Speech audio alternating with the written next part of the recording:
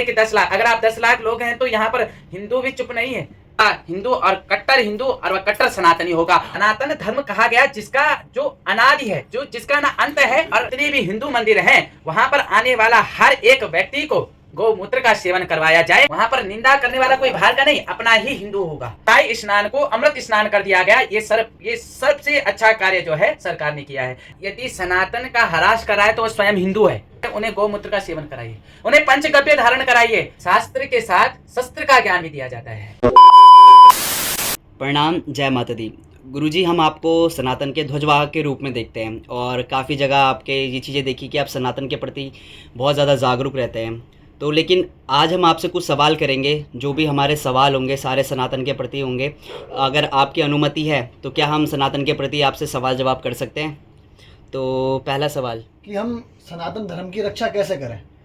सनातन धर्म की रक्षा के लिए परमात्मा ने हमें जन्म दिया है, अपने धर्म की रक्षा के लिए। देखिए, पहले जब होता था तो पहले शास्त्र पढ़ाया जाता था, लेकिन शास्त्र के साथ साथ में गुरु द्रोणाचार्य जी ने सनातन में शास्त्र के साथ साथ में शस्त्र का भी ज्ञान दिया।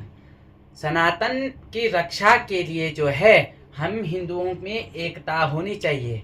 हिंदू कोई एक नहीं होता, हिंदू में आने वाले अनेक प्रकार के लोग हो सकते हैं। हिंदू कोई एक विशेष व्यक्ति का नाम नहीं है। हिंदू में वहाँ है जहाँ पर हमारे सनातन धर्म की रक्षा के लिए जहाँ पर एकता दिखाई जाए वही हिंदुत्व कहलाता है। और मैं यह मानता हूँ जिस दिन समस्त हिंदुओं में एकता आ जाएगी उस दिन यह भारत जो है यह हिंदू राष्ट्र देश कहलाएगा। गुरुजी, आपने मतलब ये चीज़ तो बहुत सही बोली, लेकिन हिंदू राष्ट्र तो तब होगा ना। अभी आपने किस्सा सुना होगा किसी मंदिर में के प्रसाद में उसमें गौ मांस अन्य चीज़ें मिलाई, तो अब हिंदू कैसे सुरक्षित रहेगा और कैसे हिंदू राष्ट्र बनेगा? देखिए, सर्वप्रथम तो अभी एक विशेष चर्चा यहाँ निकली है कि सबसे बड़ा यदि सनातन का ह्रास कराए तो वह स्वयं हिंदू है। यदि हिंदू अपने धर्म के प्रति सुचारू रूप से जागरूक हो जाए, वह जो है अपने मंदिर के प्रति निष्ठा दिखाए, वह सिर्फ सेवार्थ के भाव से नहीं, भगवान के सामने हाथ जोड़ने की ही नहीं, बल्कि वहां पर की देख रेख और होने वाली हर प्रतिक्रिया पर नजर रखे, तो यह महसूस कीजिए कि सनातन धर्म बहुत आगे बढ़ सकता है। और जो यह विषय आया, जो एक प्रसाद में मांस का विषय आया, तो यह श्रवण करने को, यह सुनने को मिला कि यह जो मांस है यह किसी अन्य धर्म के लोगों के द्वारा किया गया। तो यह दुष्कर्म जब अन्य धर्म के लोगों, तो फिर उनको इंक्लूड करना ही क्यों है? फिर उनको भारत में यदि हमारे सनातन धर्म में हम अपने मंदिरों में, हम अपने जितने भी पूजा घर हैं इनमें हम अन्य धर्म के लोगों को सम्मिलित क्यों कर रहे हैं? यह भी तो एक विशेष चर्चा है। जो हमारे धर्म को मानता है वह उस धर्म की नीति के अनुसार चले। धर्म की नीति क्या है? सर्वप्रथम तो सरकार को इस विषय को निर्णय लेना पड़ेगा कि समस्त जितने भी हिंदू मंदिर हैं वहां पर आने वाला हर एक व्यक्ति को गौमूत्र का सेवन करवाया जाए, पंचगव्य का सेवन करवाया जाए, और उसी जो पंचगव्य का सेवन करेगा वही प्रसाद वहां पर वितरण करेगा, वही प्रसाद बनाने का योग्य होगा। जितनी तारीख तक प्रसाद बने, जितनी तारीख मंदिरों में आने वाला सामान, जो मंदिरों में सामान बिक्री हो रहा है, और जो सामान बिक्री होने के लिए जो फैक्ट्रियां हैं उन फैक्ट्रियों को यह सुचारू रूप से देखा जाए कि उन फैक्ट्रियों में कोई अन्य धर्म का लोग तो नहीं। अगर अन्य धर्म के लोग हैं पहले उन्हें गौमूत्र का सेवन कराइए, उन्हें पंचगव्य धारण कराइए, तब जाकर कहीं जो है सनातन धर्म की रक्षा हो सकती है। लेकिन गुरुदेव, सनातन में और हिंदू जो भी हमारा ये भारत है, तो यहाँ पे एक पहले आता है संविधान। तो संविधान में तो अन्य धर्म को भी यहाँ पे काफ़ी चीज़ें और उनको मतलब हर चीज़ में प्रोत्साहन दिया है।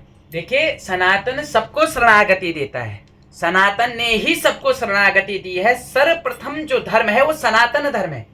सनातन धर्म कहा गया जिसका जो अनादि है, जो जिसका ना अंत है और जिसका ना आरंभ पता है, यह अनादि काल तक का है। और इस सनातन धर्म की नींव यदि कोई अन्य धर्म की लोग यहाँ पर आकर के अपने धर्म को बनाते हैं। आजकल नए नए धर्मों की संरचना हो गई और उन धर्मों के विशेष संरचनाओं के कारण क्या है, वो सनातन धर्म में प्रतिघात कर रहे हैं।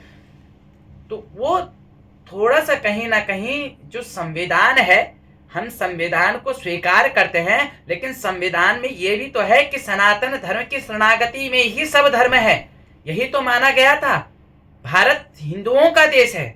यहाँ पर हिंदू कोई एक ब्राह्मण नहीं, यहाँ पर कोई एक यहाँ पर हिंदू हर प्रकार के व्यक्ति हो सकता है, चाहे वह ब्राह्मण से लेकर हो, चाहे वह अन्य धर्म से लेकर हो, वह क्या कहते हैं हिंदुत्व के रूप में आ जाएगा। उसमें एक ब्राह्मण ही नहीं यहाँ पर हिंदू आता, हिंदू हर प्रकार का व्यक्ति हो सकता है। वह राजपूत हो, वह ब्राह्मण हो, या फिर वह किसी अन्य भगवान को मानने वाला हो, वह हिंदू है। जय माता दी। गुरुजी अन्य धर्म के व्यक्ति ने कहा है, अगर यदि कुंभ में वो दुकान नहीं लगा सकता तो फिर वो 10 लाख की भीड़ इकट्ठी करेगा। तो इसमें आपकी क्या राय है? देखो, ये तो क्या कहते हैं, यह बात है कि एक प्रकार से यह विवाद छेड़ने की बात है। तो मैंने एक चीज शुरू में समझाई थी कि यहाँ जो है हिंदू धर्म में, सनातन में शास्त्र के साथ शस्त्र का ज्ञान भी दिया जाता है। यहाँ भगवान श्री राम जी जो मर्यादा पुरुषोत्तम कहा जाता है, उनके हाथ में धनुष और बाण भी था। फिर भगवान श्री कृष्ण जी जो अपने बांसुरी की ताल से और सबको मोहक कर देते हैं, तो यहाँ भगवान श्री कृष्ण जी के हाथ में चक्र भी था। देखिए, सर्वप्रथम यह विवाद का क्षेत्र ना बनते हुए, पहली बात, जब हम किसी अन्य धर्म के विषय में नहीं बोल रहे हैं कि हम आपके क्या कहते हैं, जब आपका धर्म में जो है कोई कार्यक्रम होता है, यह कार्यक्रम होने के बाद हम उस धर्म में नहीं कहते कि हम इस चीज को बीच में इन्वॉल्व होंगे, तो अन्य धर्म के लोगों को यहाँ इन्वॉल्व होने की आवश्यकता नहीं है। मैं यह मानता हूँ कि अगर कुंभ में जो स्नान हो रहा है, सर्वप्रथम तो जो सबसे अच्छी चीज हुई, शाही स्नान को अमृत स्नान कर दिया गया। ये सबसे अच्छा कार्य जो है सरकार ने किया है। इस चीज के लिए सरकार के लिए सराहनीय कार्य है और इस चीज के लिए सरकार प्रशंसा के दायक है, क्योंकि यह जो स्नान है यह अमृत तुल्य ही है। यह 12 साल में आने वाला जो स्नान होता है, कुंभ स्नान जो आता है, यहाँ पर अनेक अनेक अखाड़ों के लोग जो है स्नान करने के लिए आते हैं, और ये हम हिंदुओं का अमृत स्नान है। यह अमृत स्नान जो हमें परमात्मा के बैकुंठ तक को धारण करने की धारणा करता है। तो मैं यह मानता हूँ कि सर्वप्रथम तो ये जो अन्य धर्मों के लोगों ने ये विवेचना की है कि 10 लाख, अगर आप 10 लाख लोग हैं तो यहाँ पर हिंदू भी चुप नहीं है। हम अपने धर्म को बचाने के लिए, अगर जहाँ पर 10 लाख की भीड़ होगी वहाँ पर 20 लाख की भीड़, तो हिंदू धर्म ऐसे ही खड़ा हो जाएगा। लेकिन यहाँ पर समस्त हिंदुओं को जागरूक होना पड़ेगा। ये सबसे विशेष बात है, यहाँ पर हिंदुओं को जागरूक होना पड़ेगा। हम किसी धर्म को हस्तक्षेप नहीं करते, तो हमारे धर्म में भी हस्तक्षेप नहीं होना चाहिए, हमारे कुंभ के स्नान में हस्तक्षेप नहीं होना चाहिए। यह हमारा मत है। महाराज जी, एक प्रश्न मेरा है, जैसा कि आजकल उत्तराखंड में आपने देखा होगा कि अन्य धर्म के लोग हमारे पहाड़ों में जाकर माताओं बहनों को बहला फुसलाकर उनका धर्म परिवर्तन कर देते हैं। कुछ नाबालिग बहनों को के साथ वो दुष्कर्म करते हैं। अभी एक उत्तरकाशी की घटना आपने सुनी होगी, एक कीर्तिनगर ब्लॉक जो टिहरी गढ़वाल में, तो वहाँ पे सुना होगा, तो उसके बारे में आप क्या कहना चाहोगे? देखिए, सर्वप्रथम तो हमें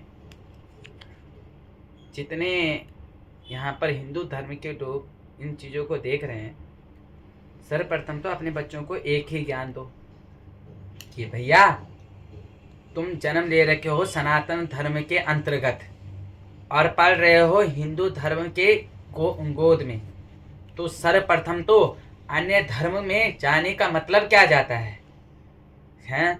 दूसरी बात के लिए जो उत्तरकाशी में जो सुनने को मिला, मुझे उत्तरकाशी नहीं, पौड़ी से लेकर ऋषिकेश क्षेत्र में भी यह घटना हो चुकी है, सुनने को मुझे मिला है। ठीक है, यह अत्यंत निंदादायक है। मैं यह महसूस कर रहा हूँ कि उत्तराखंड जिसे आज तक देवभूमि कहा गया, उस देवभूमि में यदि ऐसा कृत्य हो रहा है तो यह बड़ा ही मैं इस चीज़ पे सरकार से निवेदन करूंगा कि ऐसी चीज़ों पे वह कड़ा एक्शन यहाँ लागू करें, नहीं तो यह देवभूमि को दुष्कर्म भूमि बनने में ज़्यादा समय नहीं लगेगा। महसूस कर रहा हूँ कि यदि इतनी घटनाएं होने के बाद सरकार यहाँ एक्शन नहीं ले पा रही है तो ये सरकार के लिए निंदा का विषय है। मैं मानता हूँ ये सरकार के लिए निंदा का विषय है। सनातन के प्रति ऐसा दुष्कर्म होना नहीं चाहिए और जिन्होंने दुष्कर्म किया उनको ऐसा दंड मिलना चाहिए जिससे जो है उत्तराखंड में ऐसा कार्य करने वाले की रूह कांप जाए, क्योंकि ये देवभूमि है, यहाँ पर देवताओं की देवस्थली है। ऐसे देवताओं की देवस्थली में ऐसा कार्य होगा तो परमात्मा तो गमन कर जाएगा। जैसे अभी आपने बताया कि आपको उत्तरकाशी के जो दुष्कर्म हुआ वहाँ के बारे में पता चला, पौड़ी ऋषिकेश के बारे में, और मैंने आपको शुरू में कहा था आपको बहुत सारे लोग फॉलो करते हैं, ठीक है, बहुत सारे लोग आपको देखते हैं, आप एक सनातन के प्रति जो काम करते हैं, लेकिन अभी तक आपने जो उत्तरकाशी, पौड़ी, ऋषिकेश इन जगह में जो दुष्कर्म है उसके बारे में अभी तक आप खुल के सामने नहीं आए, तो इसमें आप मतलब क्या बोलना चाहोगे? देखिए, प्रतिक्रिया इसलिए नहीं दी गई सब सर्वप्रथम तो क्योंकि मैं यह मानता हूँ कि सर्वप्रथम यहाँ पर एक व्यक्ति की प्रतिक्रिया देने से यहाँ पर कार्य नहीं चलेगा। मैं निवेदन करूँगा समस्त सनातनियों से, समस्त हिंदू धर्म से, हिंदू राष्ट्र बनाना है तो सर्वप्रथम एक तो गौ माता को दर्जा दिलाओ और एक ऐसे दुष्कर्म करने वालों को जब तक इनको सजा ना मिले तब तक के लिए वह अपने कदम पीछे ना करे, क्योंकि कई जगहों ऐसा हो चुका है कि हमने पैर रखकर जो है वहां पर देख लिया, लेकिन क्या अपना ही हिंदू वहां पर जो है निंदा करता है। वहां पर निंदा करने वाला कोई बाहर का नहीं, अपना ही हिंदू होगा। तो ये एक सोचने का विषय है। यहाँ पर हिंदुओं के लिए एकता का विषय है, यहाँ कोई विवाद का विषय नहीं है। सर्वप्रथम यदि सनातन को बचाने के लिए यदि इस प्रकार सामने खुल के आना पड़े तो वह विवाद का विषय नहीं है, यह आपके लिए लाभदायक है। क्यों? क्योंकि आज अगर हम सामने नहीं आए तो कल के आने वाले समय में हिंदू के हरास होने की संभावना जो आज 40% है, वह जो हरास होने की संभावना है वो 80% हो जाएगी। और इस प्रकार का जो कार्य करने में जो सक्षम है वह जो है हिंदुत्व को दबा देंगे। और हम हिंदू को जब तक के लिए शरीर में प्राण है, इस शरीर में श्वास है, हिंदू धर्म के लिए जो है हम प्रयत्न करते रहेंगे।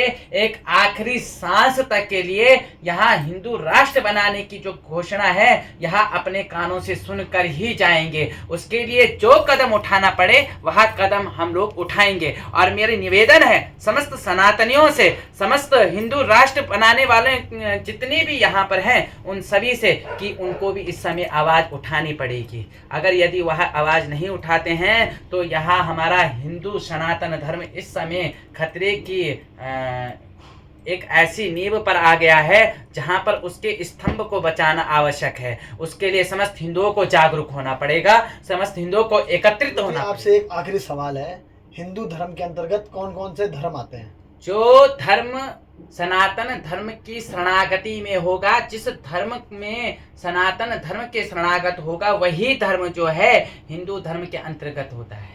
वही धर्म हिंदू धर्म में सनातन धर्म की शरणागति में हिंदू धर्म आता है। और सनातन का मूल मंत्र है सत्य, अहिंसा, त्याग और परोपकार।